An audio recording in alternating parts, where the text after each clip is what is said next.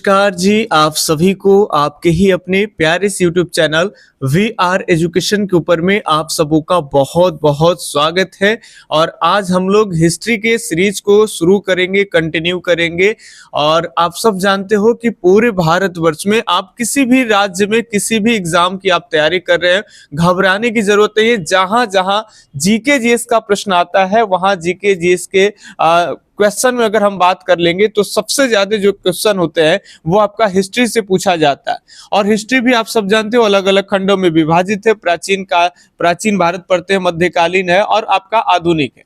तो सबसे ज्यादा जो आपका प्रश्न बनेगा इतिहास में भी वो आपका आधुनिक भारत से ही बनता है। चाहे आप बीपीएससी शिक्षक भर्ती की तैयारी कर रहे हो, चाहे आप बीपीएससी फाइनल अधिकारी की ही तैयारी कर रहे हो, या फिर इसके अलावे में भी जो अलग अलग एग्जाम होते हैं कॉम्पिटेटिव एग्जाम, वहां हिस्ट्री से अगर प्रश्न बनता है तो सबसे ज्यादा मॉडर्न हिस्ट्री से ही प्रश्न आपके बनते हैं। तो हम लोग आज के सीरीज में नोट्स के साथ जो है वो मॉडर्न हिस्ट्री के सीरीज को शुरू करेंगे और उसके इर्द गिर्द क्या क्या मॉडर्न हिस्ट्री में सिलेबस होगा, लगभग एक सिलेबस के ऊपर में भी हम आज के क्लास में चर्चा करेंगे, है ना। तो और साथ साथ आपको सबसे पहले जो है वो थ्योरी का जो सेक्शन है वो आपको कंप्लीट करा दिए जाएंगे। बीच बीच में प्लेलिस्ट आपका इतिहास का भी बना देंगे, ठीक है।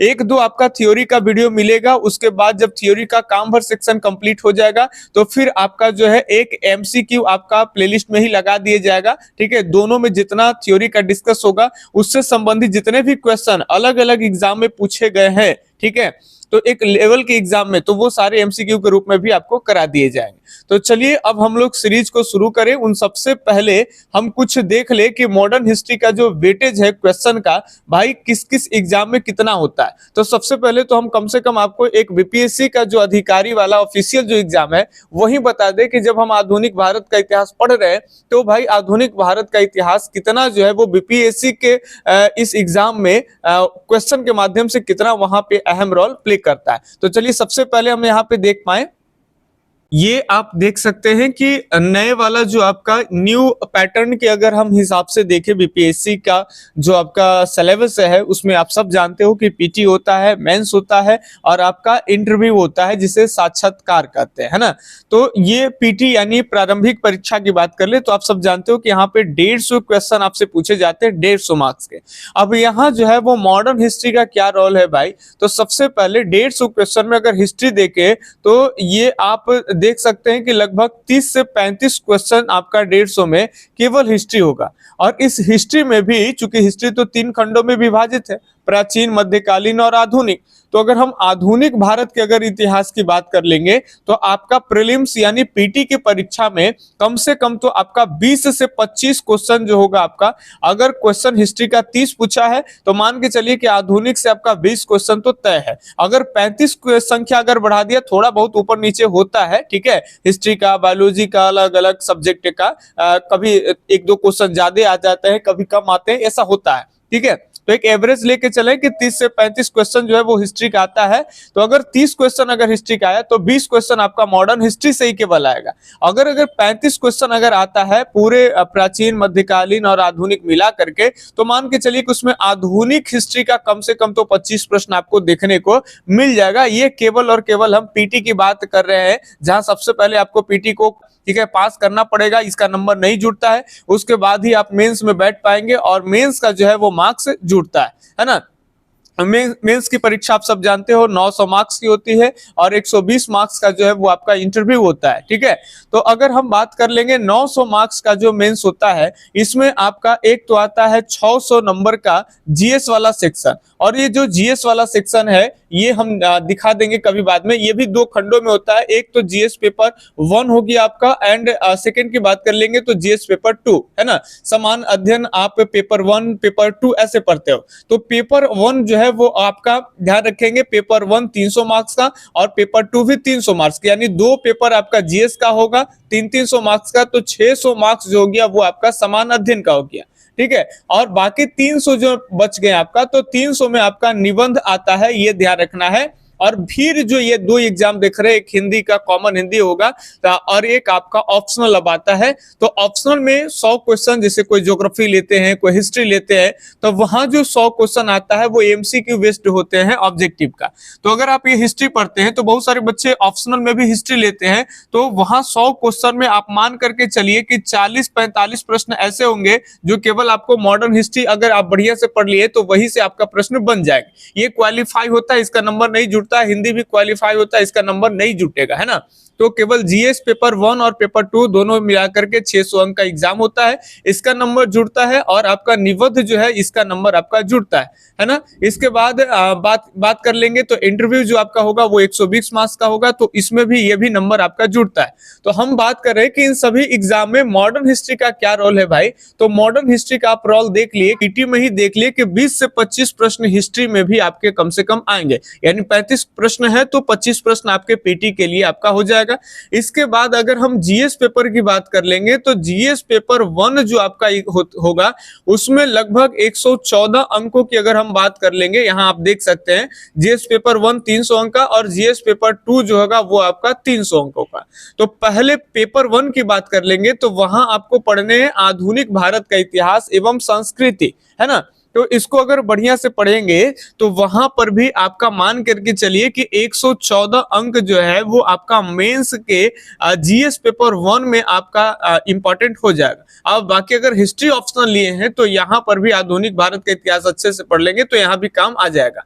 तो एक अधिकारी के एग्जाम में आप देख रहे हैं कि मॉडर्न हिस्ट्री का कितना रोल है ना। बीपीएससी के अलावे में भी अगर हम ऑल एग्जाम की बात कर लेंगे तो लगभग सभी एग्जाम में आधुनिक भारत का जो आपका इतिहास है यहाँ से सबसे ज्यादा प्रश्न आपसे पूछे जाएंगे। तो एक स्ट्रक्चर हम लोग देख ले कि आधुनिक भारत के इतिहास में हम लोग चीजें तो पढ़ेंगे ही पढ़ेंगे, लेकिन इससे आगे और पीछे के बातों को भी समझते चलेंगे।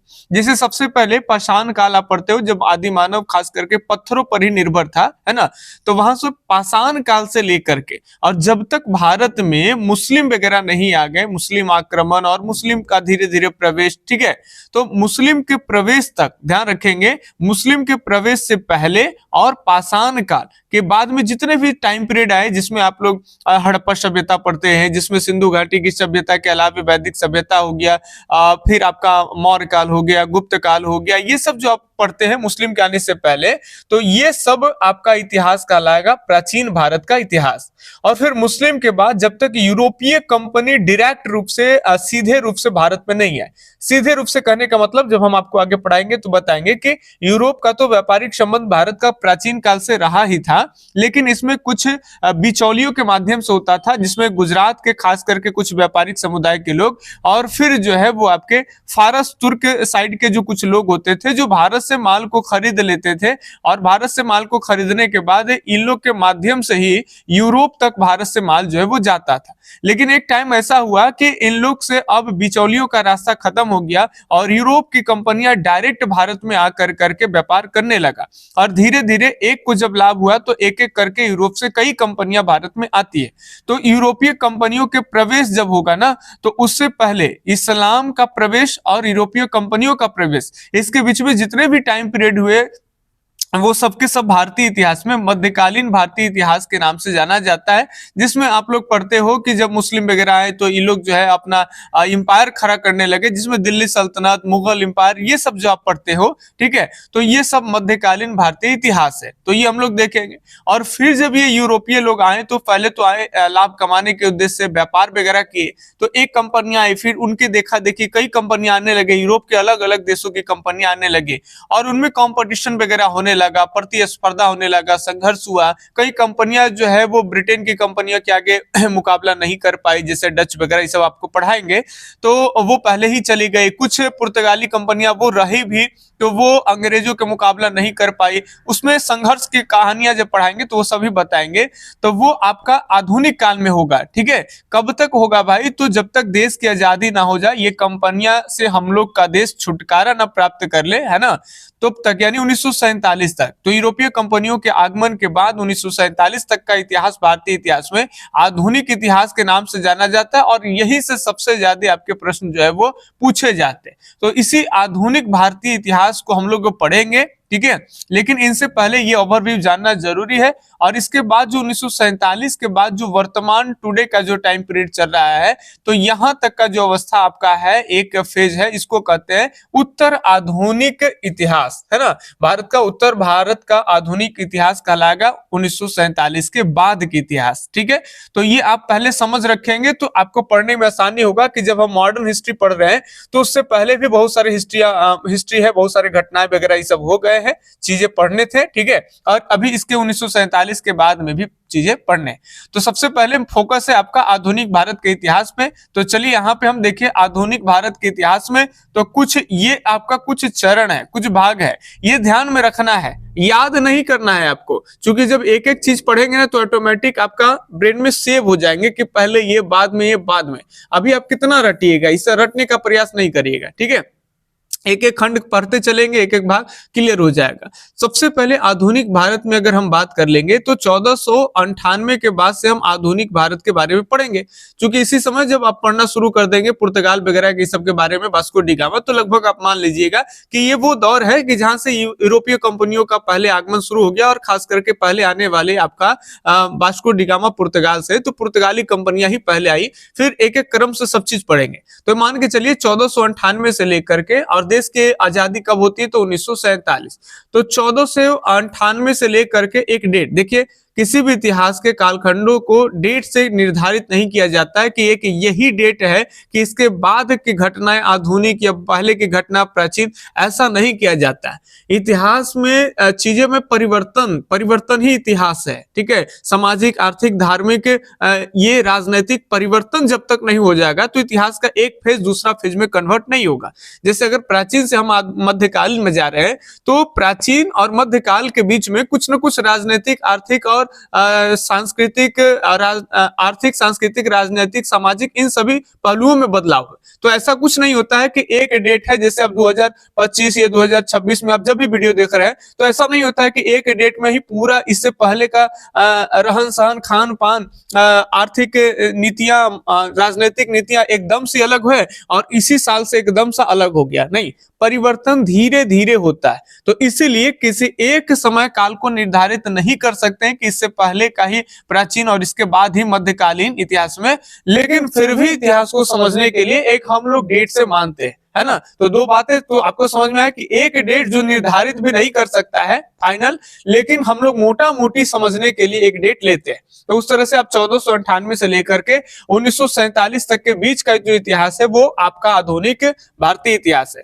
और इसमें भी अगर हम देखें तो इसमें आपका बीच में 1757 ईस्वी वो डेट था जब आप पढ़ेंगे प्लासी का युद्ध होगा, और प्लासी के युद्ध के बाद जो है ये ईस्ट इंडिया कंपनियां तो भारत में जो है वो 1600 आपका 8 में फैक्ट्री डालने लगी अस्थायी रूप से। फिर 1613 में जहांगीर के फाइनल जो है सपोर्ट मिल जाएगा और अस्थायी रूप से कंपनियां डाल देगा। लेकिन ब्रिटेन की कंपनियां की हम केवल बात करें तो ब्रिटेन की कंपनियां अस्थायी रूप से तो 1613 में आ गई है, लेकिन एक लंबे समय, यानी ये केवल लाभ कमा रही है, आप लंबे समय के बाद देख रहे हैं कि 1757 ईस्वी में प्लासी का युद्ध लड़ेगी, और जब युद्ध में जीत हासिल हो जाएगी तो धीरे धीरे ये जो है वो उपनिवेशवाद की शुरुआत यहाँ कर देंगे। तो पहले तो धीरे धीरे हमारे यहाँ व्यापार किए, लाभ कमाए, हमारे यहाँ के भौगोलिक क्षेत्रों पे अपना लगभग थोड़ा बहुत पकड़ बना लिए, और उसके बाद जब प्लासी का युद्ध जीत जाएंगे 1757 से, तो फिर आप लोग बहुत सारी चीजों में परिवर्तन देखेंगे कि उपनिवेशवाद की शुरुआत हो जाएगी। हमारे यहाँ के संसाधनों पे इनका कब्जा होने लगेगा, ये लोग अपने लाभ के हिसाब से हमारे यहाँ के संसाधनों को अपने अनुसार इस्तेमाल करेंगे, है ना। तो इसके बाद से भी खंड में परिवर्तन होगा। ये सभी आधुनिक भारत का इतिहास है। और फिर यहां से लेकर के 1857, ये यहां से काफी सारे प्रश्न आपसे 1857 से भी बनेंगे।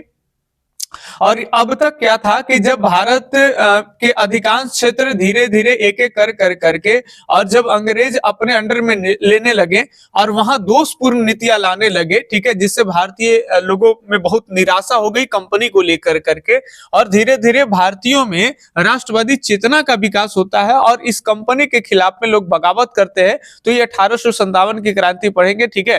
तो ये भारत में राष्ट्रवाद का उदय यहीं से होगा, 1857 की क्रांति से। और फिर इसके अलग अलग आयाम होंगे जो हम आपको देखेंगे बाद में 1857 के बाद।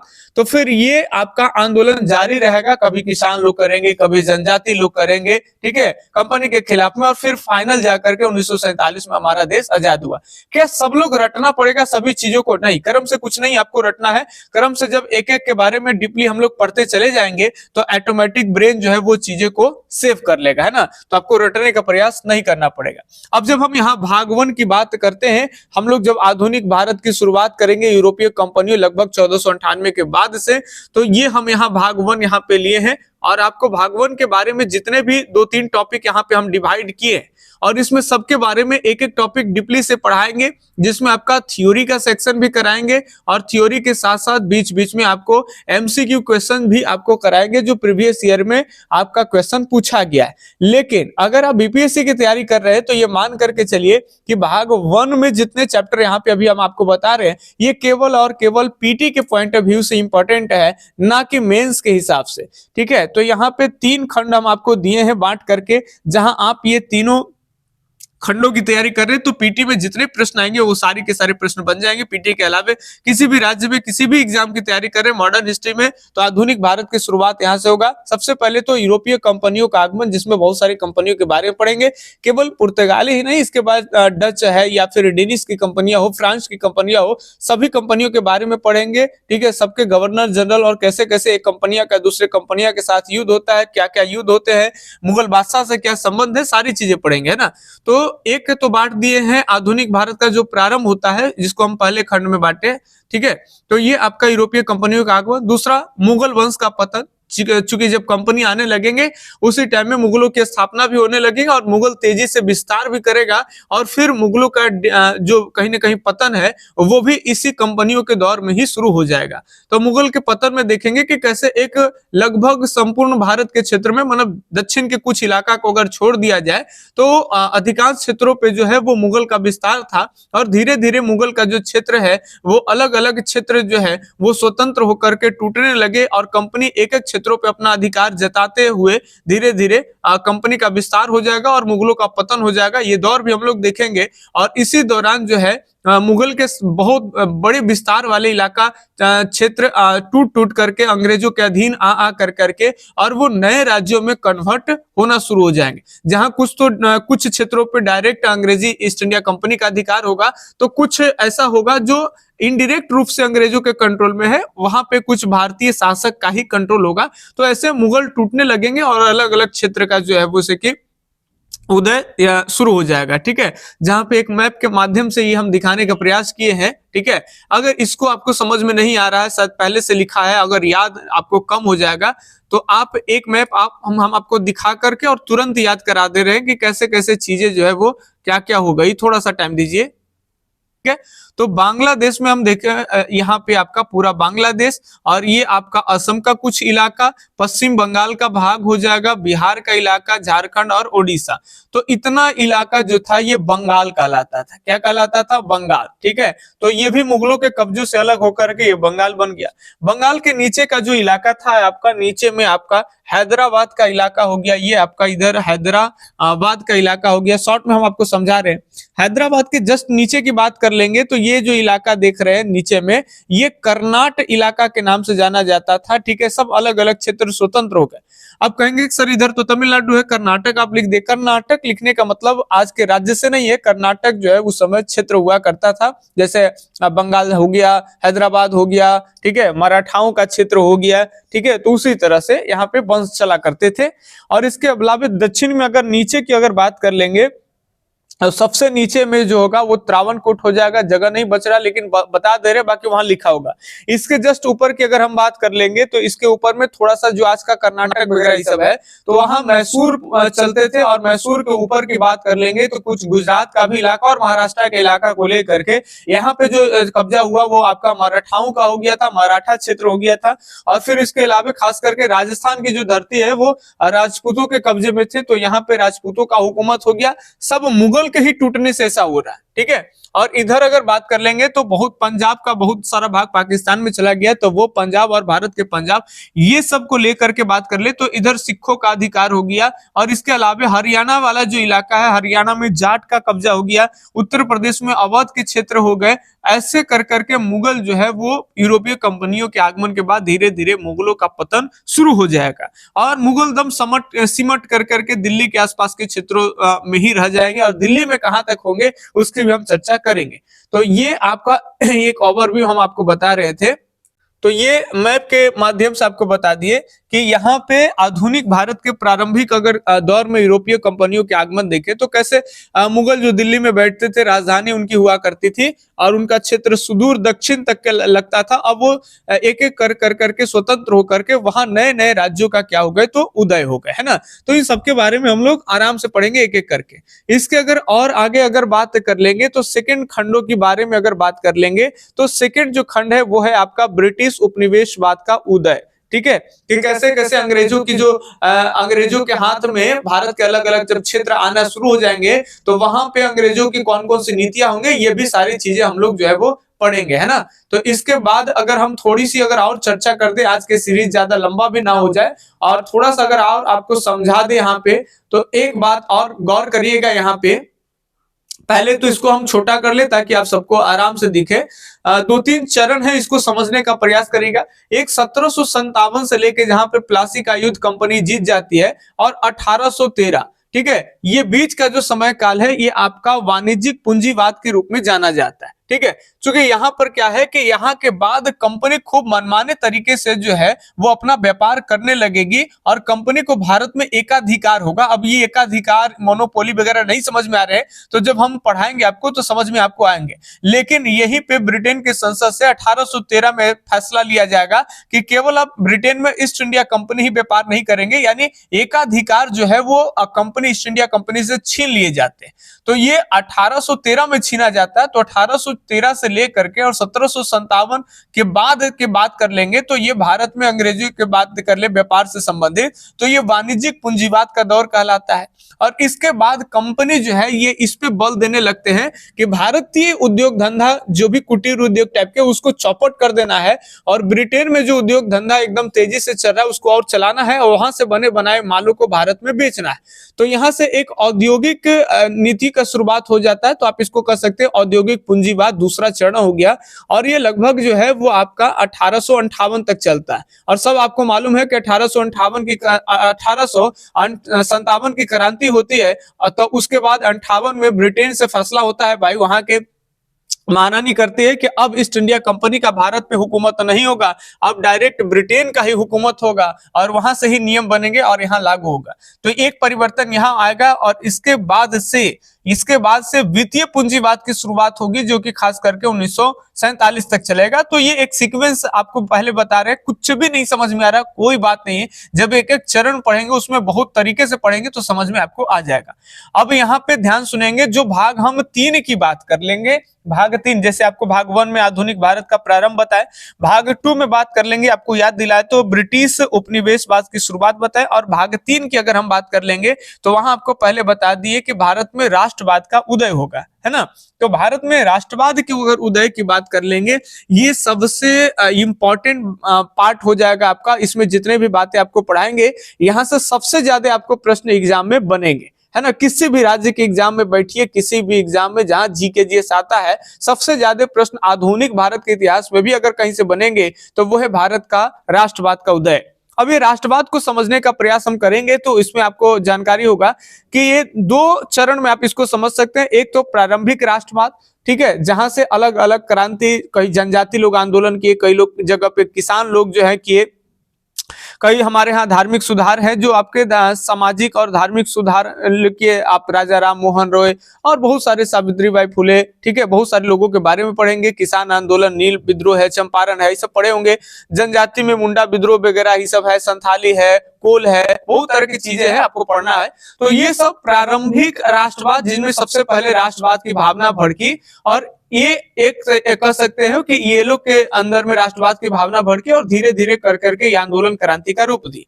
दूसरा हमारे देश में ये भी था कि एक संगठनात्मक रूप से जो है कहीं ना कहीं उनके अंदर राष्ट्रवाद की भावना जागी और वो अंग्रेजों से, इस कंपनियों से, इनकी दोषपूर्ण नीतियों से वो मुक्ति होने के लिए ऑर्गेनाइजेशन के रूप में ये लोग काम किए, जिसमें खास करके 1885 में जो कांग्रेस पार्टी की स्थापना हो, भारतीय राष्ट्रीय कांग्रेस, ठीक है, जिसमें हम पढ़ेंगे किसके नाम भारतीय राष्ट्रीय संघ है, तमाम तरह की चीजें, ठीक है, पहले स्थापना दूसरे सब पढ़ेंगे। तो यहाँ इसमें भी अगर देखें कि कांग्रेस पार्टी भारत में आ गई तो इसकी शुरुआत तो सबसे पहले उदारवादी जो खास करके कांग्रेसी नेता थे उनसे हुआ। मतलब ये हिंसा वगैरह नहीं चाहते थे, आराम से चाहते थे कि हम अंग्रेजों से आवेदन रिक्वेस्ट कर करके और इनसे जो है इनकी नीतियों से छुटकारा मिल जाए, देश आजाद हो जाए, उस तरह की बातें थे।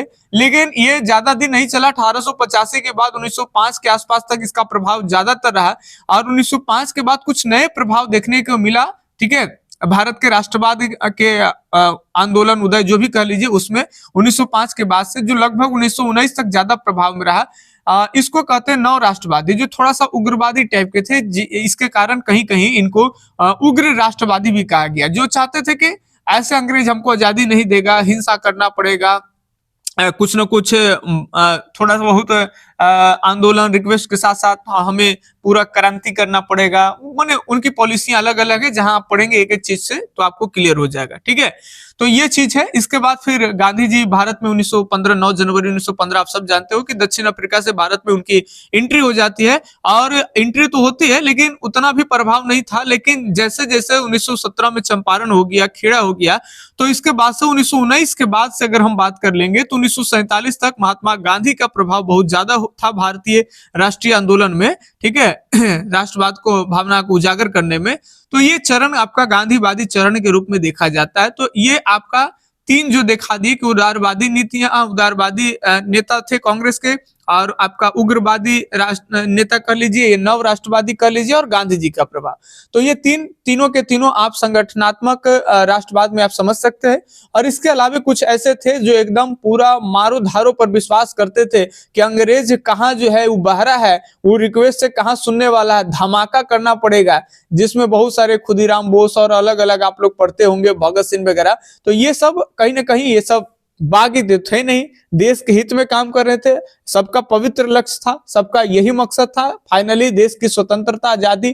तो हम उसको कैसे टेररिस्ट वगैरह ये सब नाम दे सकते हैं? तो वो लोग भी तो, उनके दिल में भी तो राष्ट्रवादी भावना है, लेकिन तरीका उनका अलग होने के कारण इनको भी कहेंगे कि इन दोनों के अलावे में भी अगर बात कर लेंगे, और इन तीनों के अलावे अगर बात करें तो कुछ और भी लोग हैं जिन्हें क्रांतिकारी आंदोलन के रूप में जाना जाता है, ठीक है। चलिए, ये हम लोग पढ़ेंगे और इसके बाद थोड़ा सा और समय दीजिएगा। हम जान रहे हैं, समझ रहे हैं कि वीडियो काफी लंबा हो रहा है और आप बोरिंग फील कर रहे होंगे शायद, तो ज्यादा बोर फील मत करिए, ठीक है। और भाई पढ़ना है, चीजें अचीव करना है, तो समय तो देना ही होगा आपको, कहीं भी दीजिए।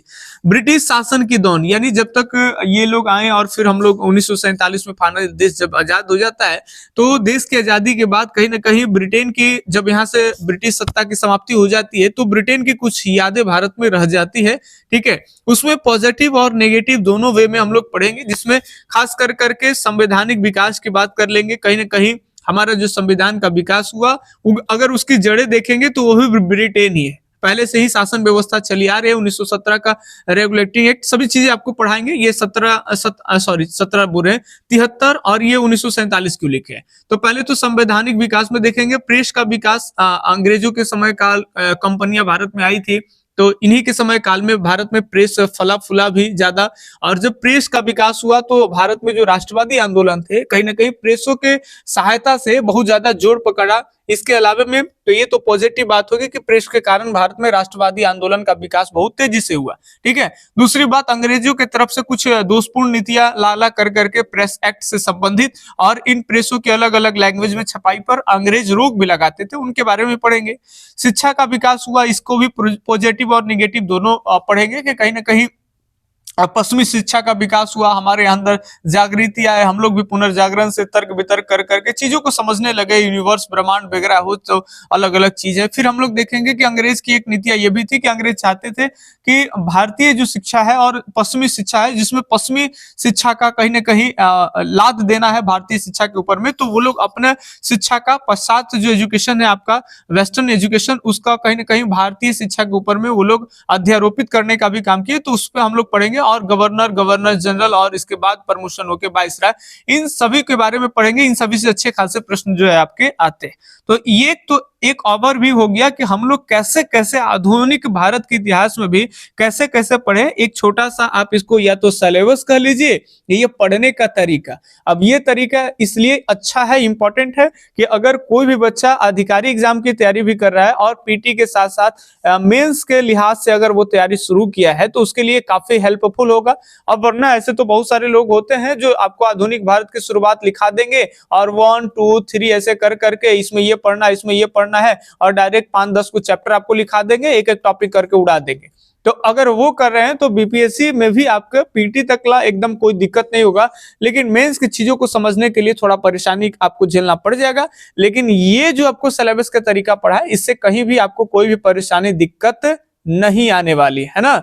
चलिए, तो बाकी हम लोग अगले दिन से शुरुआत करेंगे, जहां पे खास कर करके पूरे मैप के साथ हम लोग पढ़ेंगे आधुनिक भारत का प्रारंभ कहीं ना कहीं। ठीक है, तो ये हम लोग अगले दिन से है। नोट्स काफी सारे बना के आपके लिए रखे, तो इसके लिए कोई समस्या दिक्कत है नहीं।